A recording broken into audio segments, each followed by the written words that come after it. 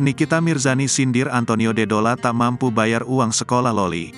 Nikita Mirzani sindir sang mantan suaminya Antonio Dedola. Ia menyebut Antonio Dedola yang mengangkat Loli sebagai anaknya, tak mampu bayar uang sekolah.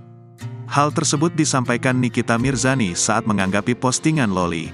Sebelumnya, Loli atau Laura Meizani Naseru Asri meminta pada Nikita Mirzani untuk segera membayar biaya sekolahnya di London, Inggris.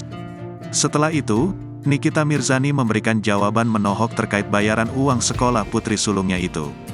Reaksi mantan istri Siri Antonio Dedola itu terungkap saat menjawab pertanyaan warganet.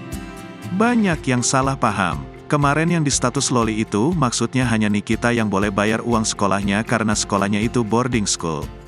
Bapak angkatnya mau ngebayarin cuma dari sekolahnya tidak mengizinkan karena bukan walinya, atau yang mendaftar Loli sekolah. Jadi Loli itu minta dibayarin ya karena Nikita doang yang diizinkan bayar, tulisnya.